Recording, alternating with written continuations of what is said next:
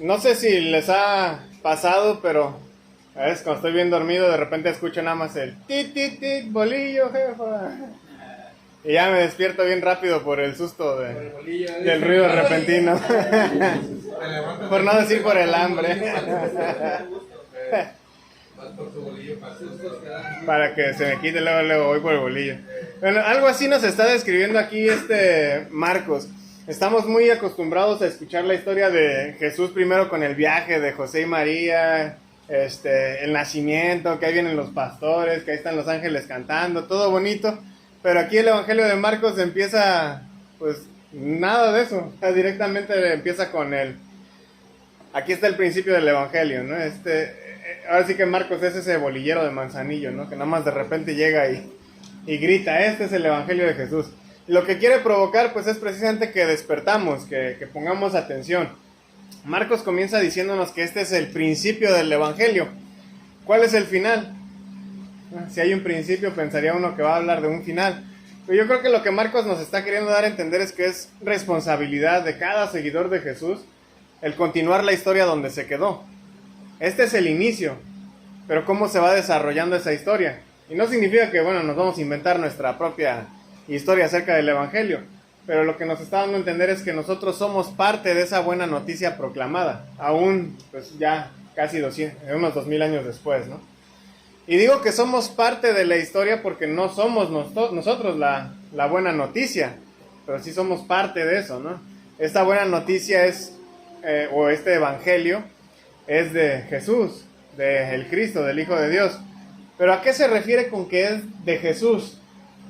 Esa pequeña palabrita de puede significar que el Evangelio se trata acerca de Jesús, que la historia se trata acerca de Él. Pero también puede significar que se trata del Evangelio que Jesús estaba predicando. Una cosa, pues al final de cuentas no es exclusiva de la otra. Ciertamente Jesús es la buena noticia y Él también lo proclamó así. Entonces las dos cosas las estaba haciendo al mismo tiempo, ¿no? ¿Y cuál es esa buena noticia? ¿Qué significaba la palabra evangelio para la gente del tiempo de Jesús? Porque hoy en día cuando hablamos de evangelio, pues casi siempre pensamos en el plan de salvación. Es oír, creer, confesar, arrepentirse, bautizarse, ser fiel. Pero esta palabra tenía una implicación mucho más grande que eso. De hecho, esta palabra tiene dos trasfondos importantes del tiempo de Jesús. El primero es el trasfondo judío y después el trasfondo grecorromano. Para los judíos, evangelio o esta buena noticia tenía que ver con la restauración de todo. La mejor noticia que podría haber para ellos era que Dios venía, en algún punto Él iba a venir a corregir y restaurar lo que estaba pues mal en la tierra, ¿no? Y en el contexto grecorromano, para los romanos, esta palabra evangelio significaba pues que la buena noticia era que algún nuevo emperador había nacido, o que algún nuevo emperador se había sentado en el trono, o que pues un emperador había ganado la guerra. Esas eran las buenas noticias. Juntando estos dos significados, lo que nos está diciendo pues es que es Jesús, el nuevo rey que había nacido, que se ha sentado en el trono después de su resurrección para corregir y restaurar todo lo que está mal, no solamente para los judíos, sino para pues, el cosmos entero. Es lo que significa la palabra evangelio en la Biblia. Las promesas que se hicieron desde el Antiguo Testamento sobre la salvación de todas las cosas, por fin se cumplían en este hombre llamado Jesús. Y aunque el nombre de Jesús pues era uno bastante común en aquellos días, también es importante aquí porque el nombre significa YHWH salva, o el Señor salva. Y eso es lo que Dios está haciendo en y a través de Jesús, está salvando a la creación entera. Y hablando de nombres, aquí debo recordarles una cosa, y esa es que Cristo no es el apellido de Jesús, porque a veces así es como la gente lo llega a entender, o incluso aquí por ejemplo lo tenemos fusionado, ¿no? Jesucristo. La palabra Cristo es la palabra griega que traduce a una palabra hebrea que es Mesías. Y esa palabra significa ungido. ¿A quiénes ungían en Israel? ¿A quién? A los reyes y a los sacerdotes. Y así es como la Biblia describe a Jesús, como el sumo sacerdote y como el rey de reyes. Pero no solo es estas cosas. También aquí Marcos nos lo describe como el Hijo de Dios. ¿Qué significa esto de Hijo de Dios? Que Dios bajó como Zeus a tener sexo con alguien y empezó a crear semidioses. La paloma bajó y... Algunos así lo entienden, ¿no? Pero debemos de aclarar este punto porque a veces sí se desvía uno mucho por diferentes lados. Esta frase también tiene un doble trasfondo, el trasfondo judío y el trasfondo grecorromano. Para el judío, en Primera de Crónicas 17:9, Dios le prometió a David que un descendiente de él iba a edificar el templo y que iba a establecer el reino de esa persona para siempre. Y quien fuera esta persona iba a ser para Dios como un hijo. Luego también en Salmo 2:7 Dios declara que el rey ungido de Dios iba a ser un hijo para él.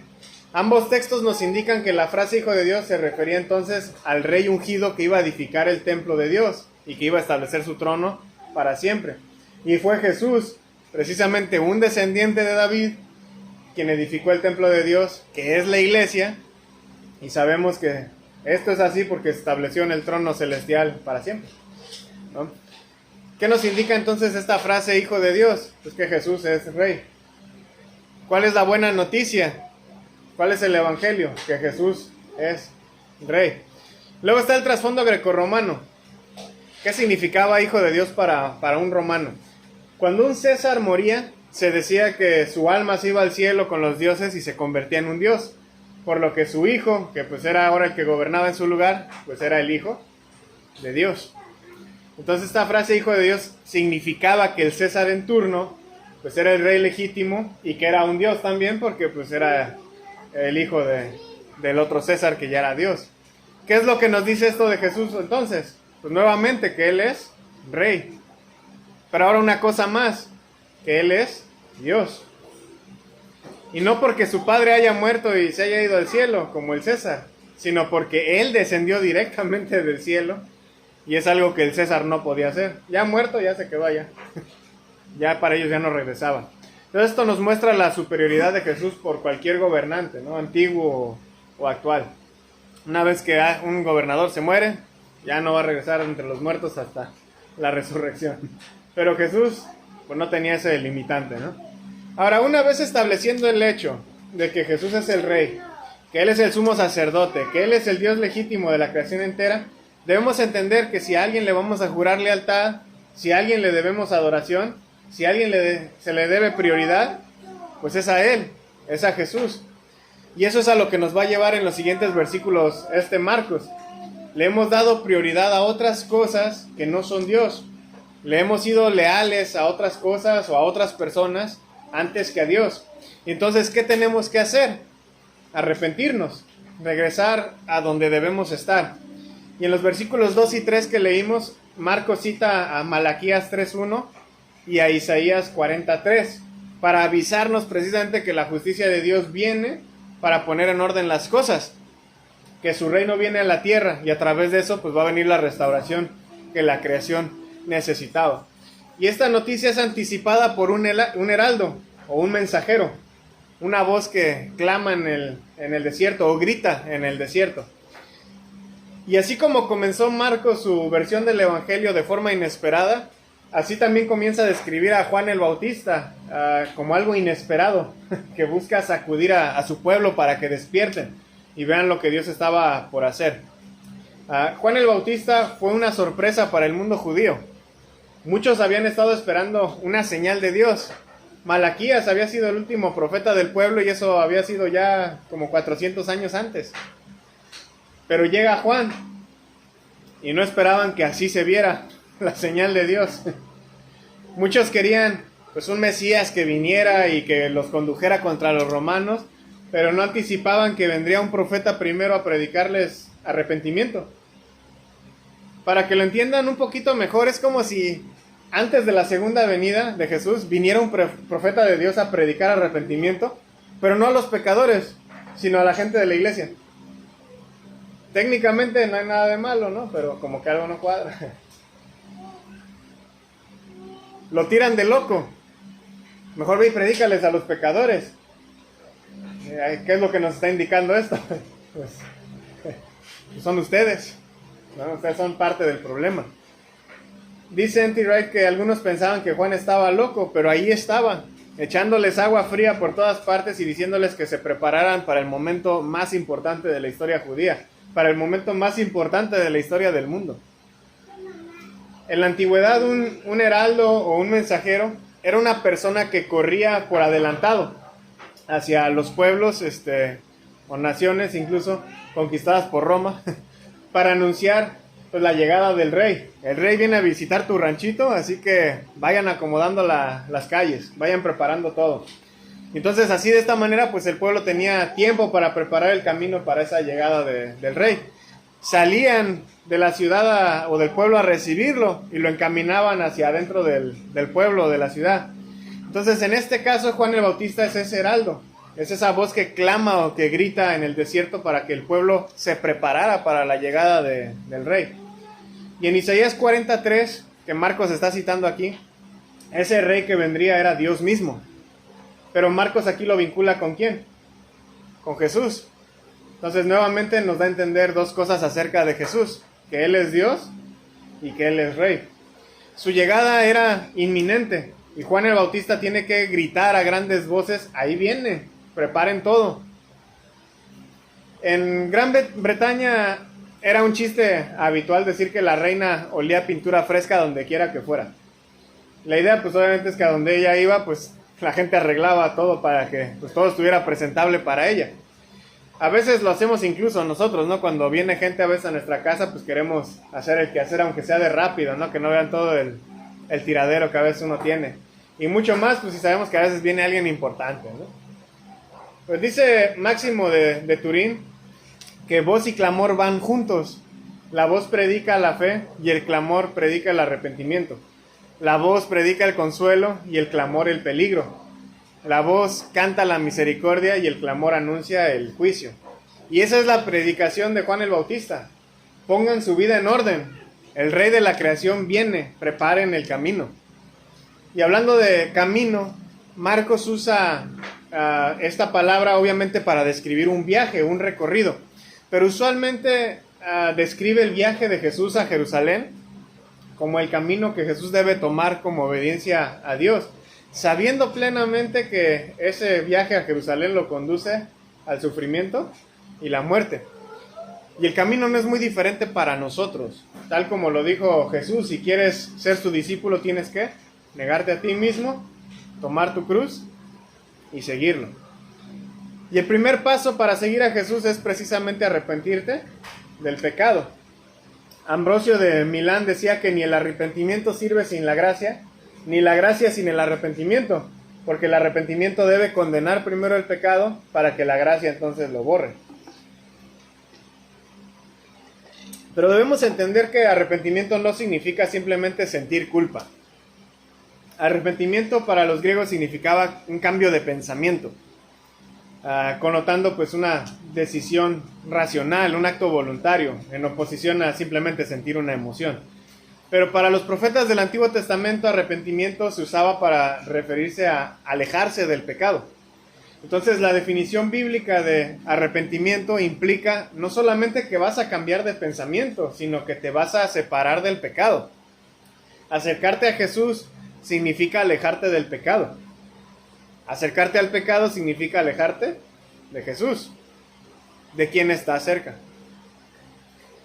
El segundo paso para volver a Dios, aquí que nos menciona Marcos, pues es el bautismo. Los israelitas de hecho usaban el agua como instrumento de purificación, lo podemos leer varias veces en el Antiguo Testamento. Entonces ellos, digamos que en un sentido se bautizaban constantemente para mantener un ritual de limpieza. Pero por otro lado, Juan el Bautista está predicando un bautismo transformativo, algo que te aleja del pecado, por lo que esta persona pues está cambiando de dirección por completo. No necesitas estarte bautizando todo el tiempo, lo que necesitas es mantener esa limpieza. Y algo interesante es que hay evidencia por ahí de los años 50 de que los gentiles que se convertían al judaísmo tenían que someterse a un bautismo. Aparte de la circuncisión y otros rituales, ellos tenían que bautizarse para entrarle al judaísmo. Juan le está predicando y está bautizando ¿a quiénes? A los judíos. Se lo está diciendo a judíos que deben de hacer lo mismo. Los judíos, así como los gentiles, necesitaban ser transformados en Cristo. Es en y a través del bautismo que uno decide arrepentirse del pecado, es decir, cambiar de dirección, acercarse a Jesús para alejarse del pecado. Pero saliendo del agua debemos mantenernos en esa relación. Entonces aquí podríamos otra vez preguntar, ¿no? ¿Aún sigues con Jesús, los que están bautizados?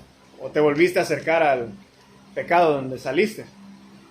¿O a uno nuevo? Marcos nos dice que Juan predicaba en el desierto y que bautizaba ahí en el Jordán. Y esto es importante también. Debemos recordar que en la historia de Israel, pues yéndonos hacia el Éxodo, cuando ellos salieron de Egipto, pues tiene que ver con estos dos lugares. Después de 40 años en el desierto, los israelitas cruzaron el Jordán para tomar posesión de la tierra prometida. Y cargaron con ellos el arca del pacto, que pues era el símbolo de la presencia de Dios entre ellos. Y es aquí donde Juan el Bautista está predicando y bautizando gente, recordándoles que así como en el desierto Dios demostró misericordia y salvación, lo está volviendo a hacer. Y es aquí donde más adelante Jesús también va a ser bautizado, pero no porque él tuviera pecado, sino para establecer el camino a seguir. Si alguien sin pecado se puede bautizar, pues con más razón el que tiene pecado necesita ser lavado. Es como si Jesús entrara al agua para purificarla, para que todos los que se bautizaran en el futuro, en su nombre, fueran limpios. Jesús es el arca del pacto, pero de gracia. Dice N.T. Wright que todos los años, en la Pascua, los judíos recitaban la historia del éxodo de Egipto, contando una y otra vez cómo Dios pues rescató a Israel del faraón, y que cómo los llevó pues a través del Mar Rojo y a través del desierto hasta la tierra prometida. Junto con lo que era la historia de la creación, esta otra historia del Éxodo era la historia más importante de todo el Antiguo Testamento para los judíos. Y obviamente los oyentes de Juan el Bautista lo conocían bien. Pero en lugar de limitarse a escuchar las palabras y recordar la historia, Juan el Bautista lo que está haciendo es convirtiendo esto en un drama. Vamos a actuarlo, lo está convirtiendo en una obra de teatro. Y le está diciendo a los oyentes que ellos son el reparto. Ellos son el casting. Debían dejar atrás Egipto, el mundo de pecado en el que vivían, el mundo de la rebelión contra el Dios vivo. Ellos, el Israel de entonces, estaban mirando entonces en una dirección equivocada y yendo en la dirección equivocada. Entonces el mensaje de Juan pues era que había que dar vuelta. Era hora de dar vuelta y seguir el camino correcto. Aquí podemos preguntarnos a nosotros, ¿en qué dirección vamos? ¿Qué necesitamos corregir de nuestro camino?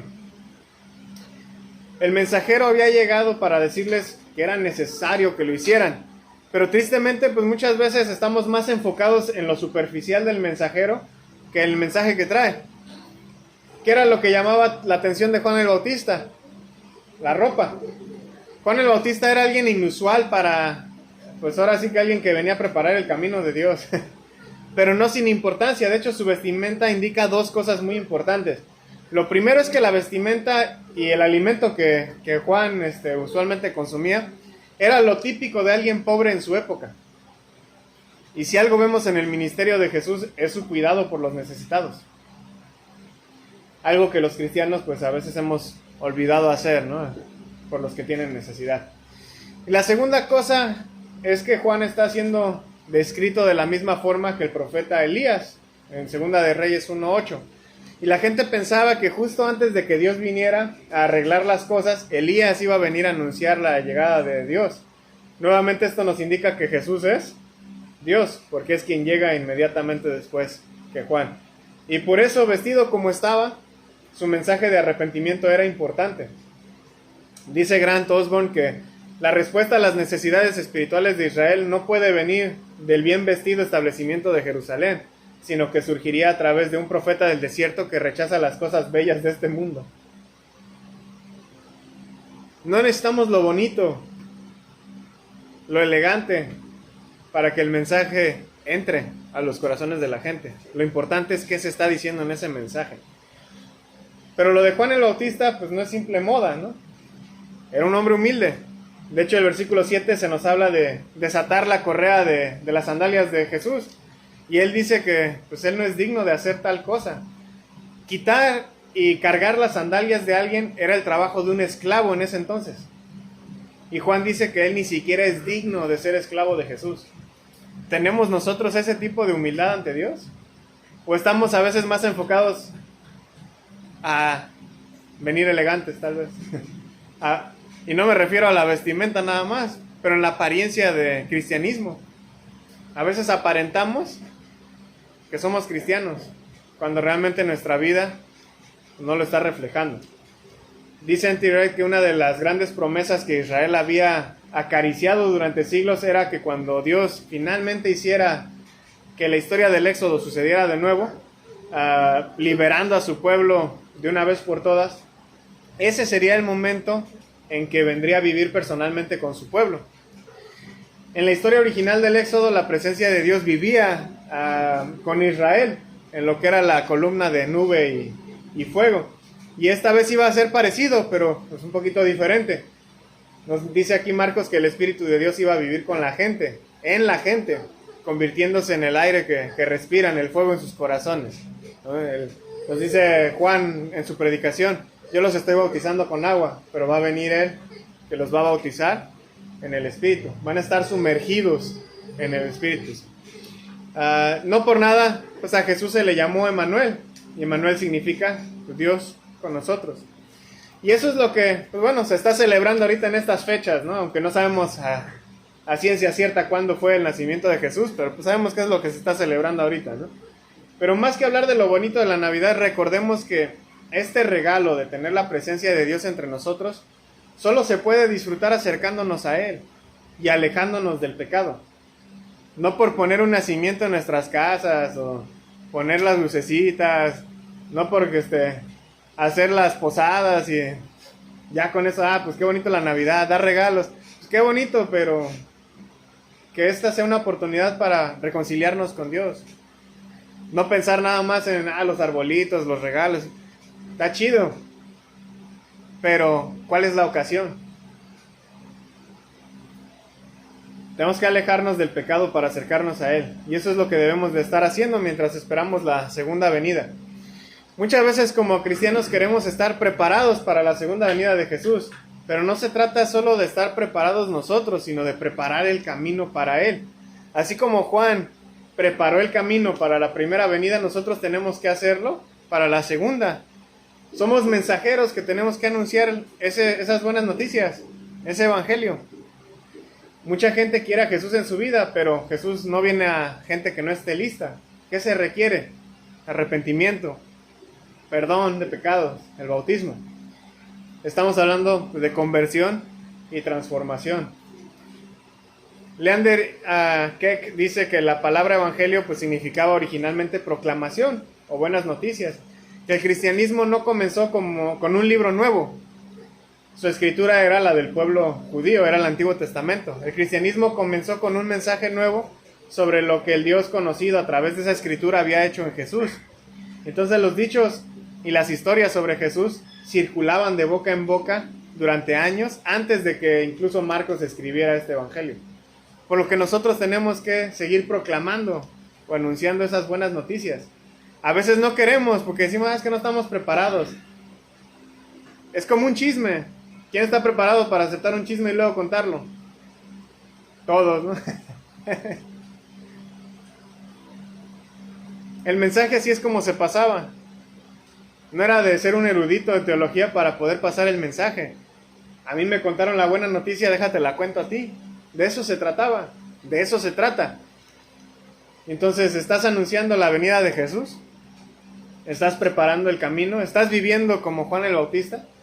Porque para predicarlo, pues hay que vivirlo. Tenemos que anunciar la buena noticia, pero tenemos que ser parte de esa proclamación en nuestra vida. ¿Qué demuestra tu vida? ¿Es tu vida una buena proclamación del Evangelio? ¿O estamos dormidos como está dormido Israel? ¿Está despierto el mundo ahorita? ¿Están despiertas nuestras comunidades? ¿Está despierta nuestra iglesia? ¿Estamos despiertos nosotros? Tal vez pues el mensaje que nos está dando Marcos es ese, ¿no? De que ya es hora de despertar. y comenzar a preparar el camino para otros.